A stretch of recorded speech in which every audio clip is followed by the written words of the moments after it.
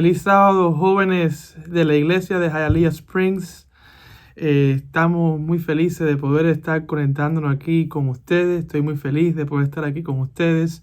Le doy muchas gracias a mi amigo Fernando Camacho por la invitación de poder traer la lección a ustedes. Y antes de comenzar, quisiera tener una oración para pedir el Espíritu Santo. Así que hoy vamos a estudiar Daniel capítulo 5, que es lo que la lección de ustedes trataba. Así que vamos a cerrar nuestros ojos y orar para pedir el Espíritu Santo. Señor, te damos gracias, Señor, porque tú eres un Dios bueno y misericordioso, por la oportunidad de poder hablar con estos jóvenes a través de esta grabación, donde podemos estudiar la palabra tuya, y pedimos que el mensaje que se predique hoy aquí, Señor, que escuchen este mensaje, estos muchachos hoy, que sea un mensaje basado en tu Espíritu Santo, que no sean palabras mías, sino que sean las palabras tuyas, Padre. Ahora pedimos que tú guíes mi mente, guíes mis palabras, y que tu Espíritu sea el que hable por mí. Bendice a tu iglesia. En el nombre de Jesús. Amén. Una de mis historias favoritas es la historia, es actually una mitología griega, es sobre la caída de Troya. Y esta historia mitológica escrita por Homero enseña muchas cosas sobre la condición humana. Y una de las principales caracteres principales o personas principales en esta historia era un gran hombre con gran poder. Le decían demigod, mitad dios, mitad humano. Era la mitología griega del gran peleador Aquiles. Y Aquiles tenía una característica de que nunca había perdido una batalla. Era conocido y era destacado entre los peleadores, entre los guerreros griegos. Se conocía porque nunca había perdido y lo veían como indestructible. Y una de las cosas interesantes sobre Aquiles es que cuando él va a pelear con Troya, es el general o el guerrero principal en la batalla. Pelea contra el príncipe Héctor, lo derrota, lo mata, que era el principal en Troya. Todo el mundo en ese momento pensaba que los griegos iban a ganar la batalla por Aquiles. Aquiles era el guerrero más poderoso. Aquiles era el guerrero que estaba llevando el poder. El que estaba llegando a las grandes victorias. Invencible. Y cuando vemos al final de la historia, cuando están llegando ya los griegos a entrar a la ciudad, vemos que algo pasa cuando usan el caballo de Troya para entrar en la ciudad. Aquiles es uno de los guerreros que entra, es uno de los guerreros que pelea ahí en las puertas de la ciudad. Pero la historia enseña o demuestra a un ser que suponiendo con la historia de la mitología griega, entró pensando que era invisible. Pensó que era invencible. Nada lo podía matar a él. Nadie le podía ganar en una batalla. Se había creído el cuento, se había creído la historia de cuando era chiquito su mamá lo había puesto en una agua que tenía poder y solamente su calcañar no había podido entrar en el agua, pero su cuerpo era invencible. Se descuidó porque algo ocurrió en él. El orgullo. El yo. Yo soy el más poderoso. Yo soy el más grande. Yo soy el más fuerte. Vemos que Aquiles muere cuando un arco, una flecha, le da en su calcañar. No se pudo recuperar de la flecha. Desangró y murió. No es una historia real. Es una historia basada en mitología griega, pero con una enseñanza muy importante. El orgullo mata. Y hoy yo sí quiero hablarte, no de una historia mitológica. Hoy te quiero contar algo que pasó de verdad. Yo quisiera que tú vayas conmigo al capítulo 5 de Daniel. Si tienes tu Biblia, por favor, ve en este momento y busca capítulo 5 de Daniel. Y vamos a leer versículos del 1 al 9. Porque esta historia es bien importante. Esta historia sí es verídica. Esta historia históricamente tenemos récords de que sí pasó. Y estamos hablando de la última noche, el último día del imperio de Babilonia. Y dice así la palabra de Dios. Estoy leyendo de la Reina Valera 1960. El rey Belsasar hizo un gran banquete a 1000 de sus príncipes, y en presencia de los 1000 bebía vino. Belsasar, con el gusto del vino, mandó que trajesen los vasos de oro y de plata que Nabucodonosor su padre había traído del templo de Jerusalén, para que bebiesen en ellos, y el rey y sus grandes, sus mujeres y sus concubinas. Entonces fueron traídos los vasos de oro que había traído del templo de la casa de Dios que estaba en Jerusalén, y bebieron en ellos el rey, sus príncipes, sus mujeres, sus concubinas. Bebieron vino y alabaron a los dioses de oro y de plata, de bronce, de hierro, de madera y de piedra. En aquella misma hora aparecieron los dedos de una mano de un hombre que escribía delante del candelero sobre lo encalado de la pared del palacio real. Y el rey veía que la mano escribía. Entonces el rey palideció. Sus pensamientos lo turbaron y se debilitaron sus lomos. Sus rodillas daban la una contra la otra. El rey gritó en alta voz que hiciese venir los magos, los caldeos y adivinos, y dijo al rey a los sabios de Babilonia: cualquiera que lea esta escritura y me muestre su interpretación será vestido de púrpura. Un collar de oro llevará en su cuello y será el tercer señor en el reino. Entonces fueron introducidos todos los sabios del rey, pero no pudieron leer la escritura, no pudieron mostrar su interpretación. Entonces el rey Belsasar se turbó sobremanera y palideció, y sus príncipes estaban perplejos. Estamos viendo aquí un capítulo de un rey que se había enorgullecido. Y cuando vemos que este capítulo, donde empieza y donde termina el capítulo 4, acabamos de darnos cuenta que el capítulo 4 de Daniel había enseñado lo que pasa cuando un rey se pone orgulloso, se enorgullece. Nabucodonosor se creía que Babilonia era algo de él y que por su fuerza él había logrado todo lo que había logrado. Y cuando vemos el capítulo 4 de Daniel, vemos que una maldición de Dios cayó, o un juicio de Dios cayó sobre Nabucodonosor. En Daniel 4:37 vemos que después de 7 años de comer tierra, que Dios hizo que Nabucodonosor comiera tierra, Nabucodonosor miró hacia los cielos y dijo: Dios humille a aquellos que caminan en el orgullo.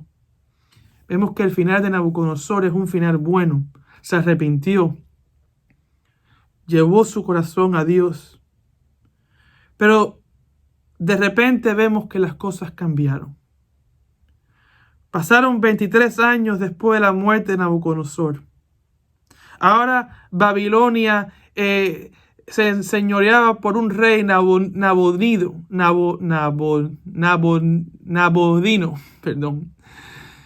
y su hijo Belsasar.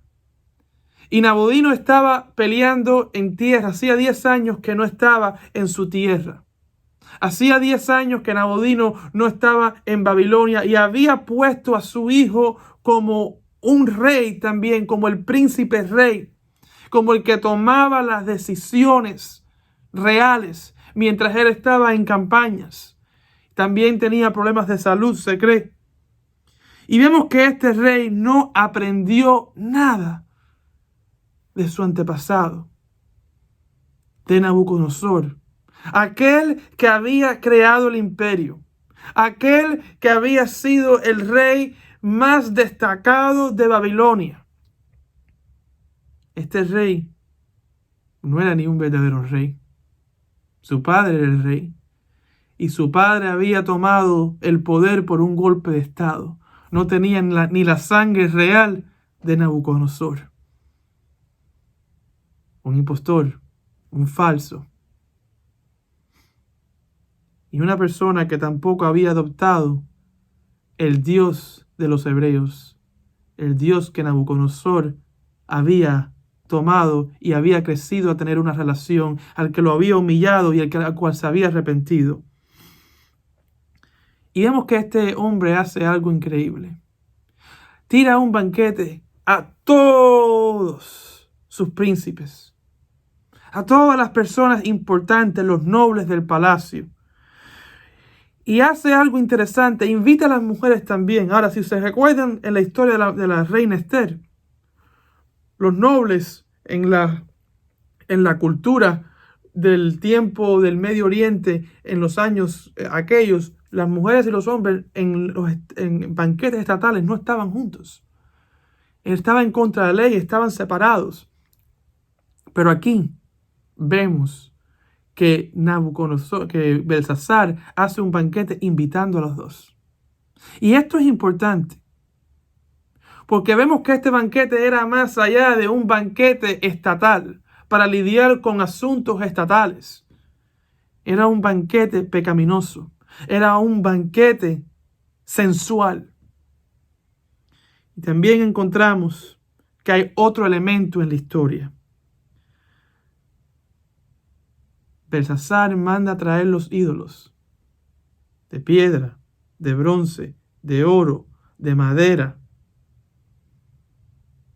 Y cuando vemos los ídolos, se parecen mucho a los metales que veíamos en la estatua, menos la piedra y, menos la piedra y la madera. Vemos que eran casi todos los mismos metales que encontramos en el capítulo 2 cuando vimos la estatua. La estatua que había visto en visión Nabucodonosor. Él conocía esa historia. ¿Y cómo sabemos que conocía esa historia? Porque lo próximo que hace Belsasar, y escuchen esto porque es bien importante, es mandar a buscar los platos sagrados del templo de Israel que Nabucodonosor había traído de Jerusalén. Estamos teniendo, quiero que vean la foto esta, que vean el picture, see the big picture here. We're having King Nebuchadnezzar. Tenemos a Nabucodonosor a Belsasar, buscando los platos que había traído Nabucodonosor, que eran platos sagrados. Que Nabucodonosor, aunque los había tomado, los había puesto en un lugar y no le había faltado el respeto. Sabía que esos platos tenían un significado religioso para los judíos. Pero ahora Belsasar lo está trayendo a una fiesta sensual, donde hay vino, donde hay sexualidad, pero más que todo, donde están los dioses de Babilonia. Y lo que está tratando de hacer Belsasar es demostrar la superioridad de los ídolos de Babilonia sobre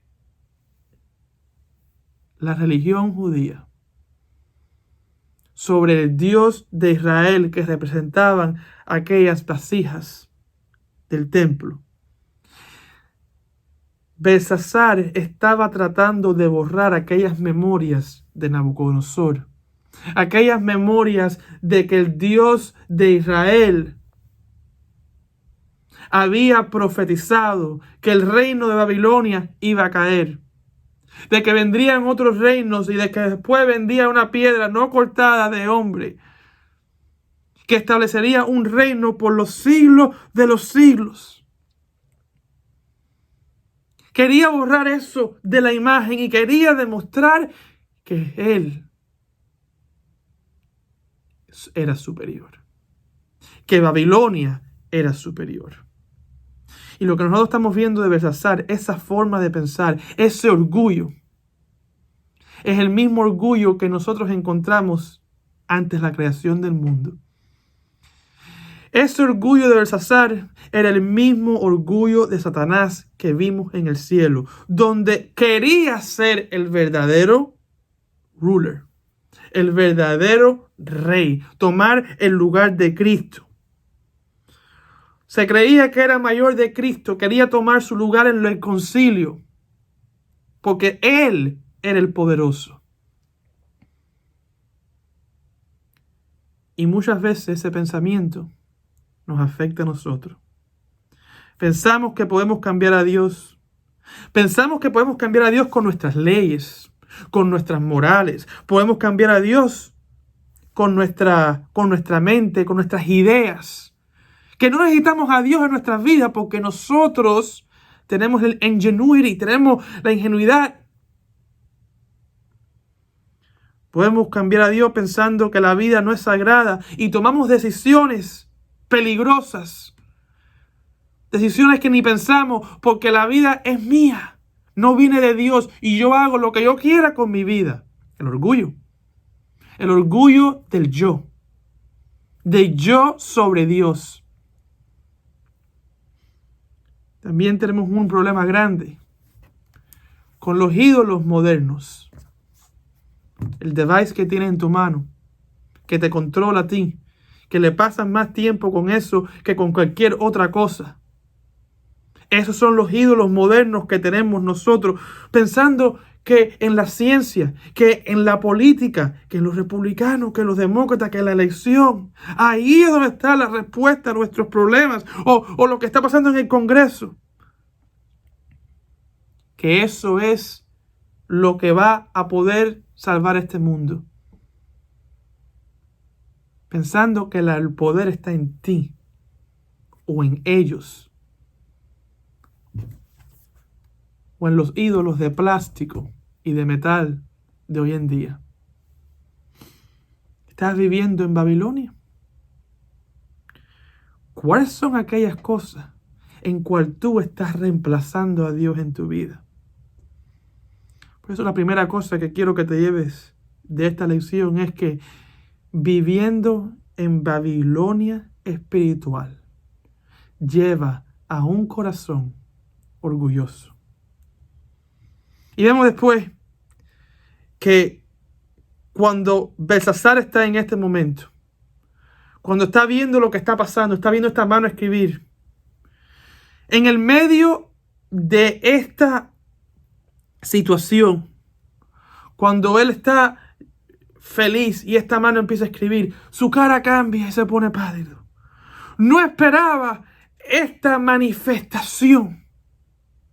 Y vemos una situación muy similar a Daniel 2. Se tuvo que estar acordando lo que estaba tratando de borrar con todo su corazón. Ahora Dios sale. Y le digo una cosa a mis amigos. Dios es increíble porque muchas veces nosotros podemos maldecir el nombre de Dios. Es posible que tú vayas a tu casa hoy y empieces a hablar blasfemias contra Dios, malas palabras contra Dios. Puedes decir lo que tú quieras, puedes dejar la religión, puedes hablar mal de la iglesia, puedes hablar mal de Dios, maldecir el nombre de Dios 1000 veces. Y a lo mejor no te pasa nada. Te digo, la mayoría de las veces no pasa nada. Pero hay veces que cuando nosotros retamos a Dios, hay veces que Dios responde. Hay veces que Dios te deja saber a ti que Él es Dios.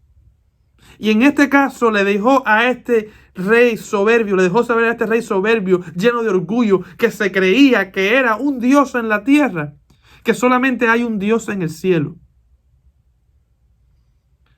Y empezó a escribir unas palabras que nadie podía descifrar. Una mano apareció escribiendo. Imagínense que una mano empieza a aparecer. Dice que las entrañas se le movían. Dice el hebreo que las entrañas se le movían a Belsasar.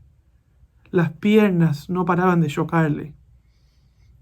Estaba aterrorizado porque se dio cuenta que lo que estaba tratando de borrar, la idea de aquel Dios que controlaba el futuro, que lo sabe todo, que es omnipresente, que es omnisapiente y omnipotente, que él trató de borrar aquella imagen de la estatua que le había dado a Nabucodonosor y que quería empezar un clean slate, quería empezar de nuevo.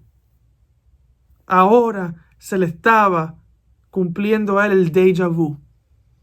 Estaba viendo el poder de un Dios que no tenía poder. Llamó a todos los magos, a los caldeos, a los astrólogos y le ofreció todo el poder. Es la tercera persona más poderosa en el mundo, en Babilonia. Y ahí, sin anunciarse, entró la reina. Esta no era su mamá, esta no era su esposa. Esta era la reina, esposa de Nabucodonosor, que había conocido la historia, había visto cómo Daniel había interpretado el sueño, cómo este Daniel, que había sido el segundo más poderoso del reino, pero que ahora había sido echado a un lado, conocía el corazón de Dios y conocía el verdadero Dios. Convenció a su hijo que ahora enfrentara lo que siempre había querido desechar. Tenía que confrontarse con aquel que le recordaba a Dios. Y Daniel va a desenmascarar el orgullo del rey delante de toda su corte. Y le va a dar el significado del mensaje. Y yo quiero que ustedes lean conmigo del versículo 22 al 29 de Daniel 5, para que vean lo que Daniel le dice a este individuo. Tú, su hijo Belsasar, no has humillado su corazón. Sabiendo todo esto, sino que contra el Señor del cielo te has ensoberbecido e hiciste traer delante de ti los vasos de su casa, y tú y tus grandes, tus mujeres, tus concubinas, vino en ellos. Además de esto, diste alabanza a dioses de plata, de oro, de bronce, de hierro, de madera y de piedra, que ni ven, ni oyen, ni saben, y al Dios en cuya mano está tu vida y cuyos son todos tus caminos, nunca honraste. Entonces de su presencia fue enviada la mano que trazó esta escritura, y la escritura que trazó es Mene, Tekel, Uparsin. Esta es la interpretación del asunto. Mene, contó tu Dios tu reino y le ha puesto fin. Tekel, pesado has sido en balanza y fuiste hallado falto. Peres, tu reino ha sido roto y dado a los medos y a los persas. Entonces mandó Belsasar a vestir a Daniel de púrpura y poner en su cuello un collar de oro y proclamar que era el tercer señor del reino. Quiero también leer el versículo 30 para terminarla. La misma noche fue muerto Belsasar, rey de los caldeos, y Darío de Media tomó el reino siendo de 62 años. Y esto es interesante, porque encontramos lo que ocurrió aquí. La mano de Dios había escrito 4 palabras, y el mensaje era simple: tu reino ha sido pesado en balanza y se ha encontrado wanting. Ha sido dividido y se le ha dado a los persias. ¿Saben? Uno de los elementos más preciosos del Evangelio es el amor de Dios. El amor de Dios y la gracia de Dios. Es un amor que Dios nos ama tanto a nosotros, que nos dio a su Hijo unigénito para que muriera en la cruz del Calvario por ti y por mí. Y este es el primer aspecto del amor. Dios dio a su Hijo Jesús En otras palabras, Dios se dio a Él mismo para que muriera en la cruz del Calvario, para que tú y yo podamos tener vida eterna. Y es un sacrificio que nosotros no merecemos. Porque cuando Cristo estaba en esa cruz y clamó a Dios, Cristo en ese momento no sintió el amor de Dios. No sintió la presencia de Dios. Se sentía solo, se sentía abandonado. My God, why have you forsaken me? Mi Dios, ¿por qué me has abandonado? Jesús en ese momento tenía que hacer una decisión. En su forma humana, no usando su poder divino, Él no podía ver más allá de la cruz. Pero se había convertido en pecado. Se había convertido en pecado por la humanidad. Se había convertido en pecado por ti, por mí. Todo el pecado del mundo había caído sobre Él. Y mientras Él clamaba a Dios, Cristo, que toda la vida había orado noches enteras, que oraba y las cosas ocurrían, que en el Getsemaní Dios mandó ángeles para ministrarle, que Dios mandó ángeles después que estuvo en el desierto 40 días ministrándole, que cuando lo bautizaron escuchó la voz de Dios: este es mi Hijo amado, escúchenlo. Cuando se transfiguró en el monte con sus discípulos y la voz de Dios se escuchó, cuando calmaba el mar y el viento y daba vida a las personas, y veía el poder de Dios cuando oraba y veía su relación con Dios siempre ahí en la cruz, no lo vio. Cristo Jesús sintió algo que Él nunca había sentido antes, y era la separación de Dios en la cruz del Calvario, donde Él oraba a Dios y no se recibía respuesta.